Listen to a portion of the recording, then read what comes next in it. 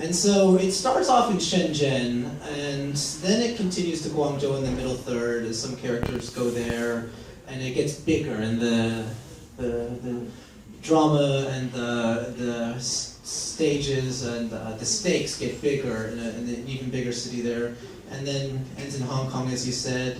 And I'd like to read a chapter entitled Monkey from the, as this year of the monkey has begun. And it's the character who's the journalist, and it might be a bit of a cliche to write about someone who's a writer, but it does work well, and I think it works well. And he is, we're opening up on just to see how his life has a bit of his own self-inflicted challenges, and then we can see perhaps later how he will turn out. And yeah, without further ado, I'd like to sun is set much lower. My stomach feels like it's been emptied out from the inside with a rusty spoon. Opening the refrigerator, I drink straight from the water boiler kettle. I don't like hot water, not very Chinese of me. And you can't drink what comes right out of the tap here, so I stash the boiler in my fridge and drink from it when I'm thirsty. That's a habit you'd only form in China. Empty Baijiu bottles fill my kitchen counter right to its edge. Just one of them falling would trigger a chain reaction, turning my floor into a death trap of jagged glass, like a barbed wire rug. But all I care about is that they're empty. After putting on a bathrobe and slippers, I take the elevator downstairs. The building's doorman just ignores me. Not quite outside, a convenience store called Fam Fam Mart connects to the lobby. It pays to live downtown. In the store, I snatch up a couple of instant noodles, and then hear the clink of bottles as I grab 3 tall ones of the cheapest domestic beers they got. The cashier, an old lady, starts yelling at me in some shit Chinese dialect, and I almost can't take it when setting the bottles as carefully as I can in front of her. It's too bright in here. I should have brought sunglasses. While squinting again, I also cover my ears. The cashier scans the items. I pay. Relate to each other. If they're these animals, they should fall in love. If they're these animals, they should hate each other if they meet. Things like that. Even the age differences. Yeah, and someone like the journalist, I think he was a little bit based off of one journalist I know, but also not directly. And it's a very complex mix of different inspirations.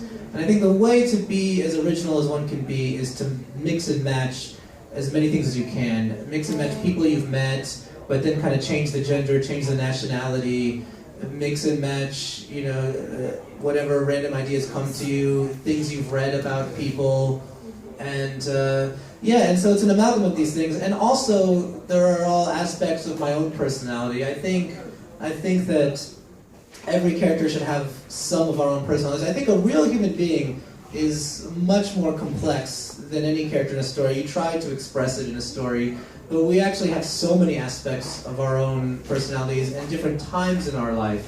One writing teacher told me that humans, you want to write a 3-dimensional character, right? 2-dimensional is bad, 3-dimensional is good, but real life is 4 dimensions because of time. So we have time to have changed so much.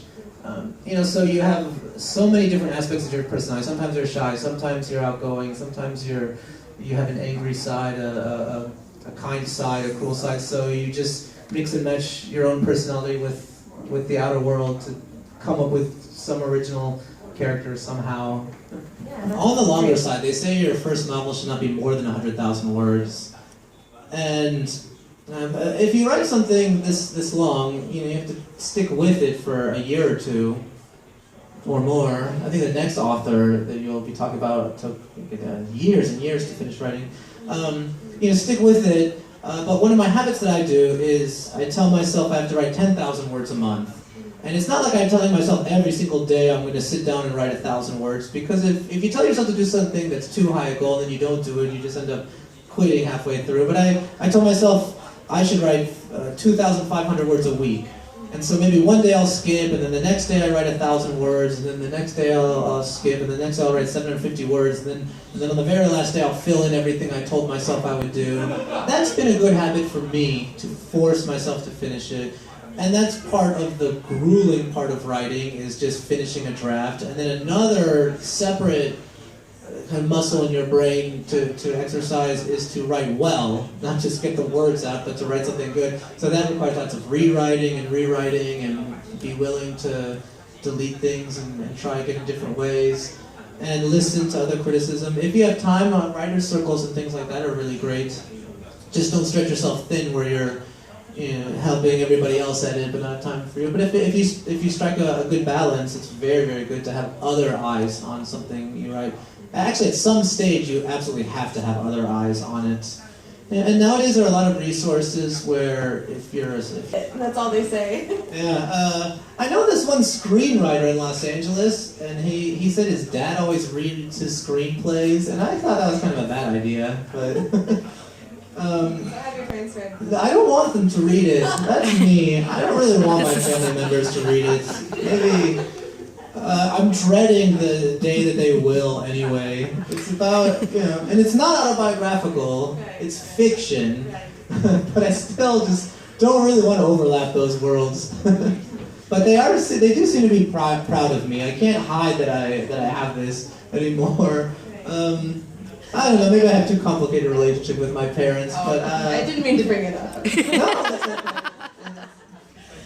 I'm happy with any of my friends who read it, but that's me. Parents. Yeah. So coming back to having it translated into Chinese, is it something that you would like to see kind of local people picking up and reading about the expats? Maybe. If that's something Blacksmith Books can get done, that'd be great. I think they would have to be approached by a Chinese publisher. It would probably be a Hong Kong publisher if that happened. It's kind of apolitical, by the way. I don't think it would be particularly banned in China. Maybe a few aspects would be censored, but I mean, it's human stories. It's not a very socially conscious thing, which I think sometimes human stories are okay. I mean, in that sense, anyways, I would love it if it was sold all everywhere in mainland China and it would be possible to do so. Yeah, I would like that. I don't know if anybody would like to do it. I think it's a big project to translate, though. If it happens to really take off in Hong Kong this year, and there are translators, if it was in Hong Kong first, it would be in traditional Chinese, Fan Tizi, but still, yeah, I hope so. I'm not very much in control of that, right. And I'm hai ke yi in Mandarin, not in Cantonese, but I think someone in the Chinese publishing world would have to really want to make that happen. Okay.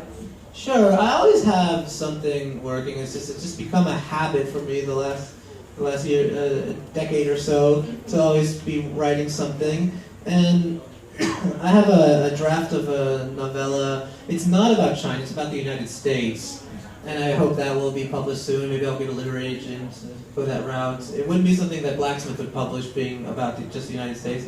But it is kind of about being an expat in the sense that last time I visited the United States, I very much felt like an outsider in a lot of ways, and people can relate to that. I've been in China a pretty long time, relatively long time, and I go back about once every 2 years. I even think once every year is a big hassle with the long flights. Or at least with the other travel opportunities you could do as well. And so I went back and I wanted to kind of observe the American culture as an outsider and observe it more objectively somehow and how it's changed. And basically, I wrote a short novel about how technology has changed, like men and women's relationships with each other, or romance and dating and things like that. And kind of just something I observed my friends using Tinder or something. I observed things like that, and so it's a book about technology, about people who want to get rich by making the next big app.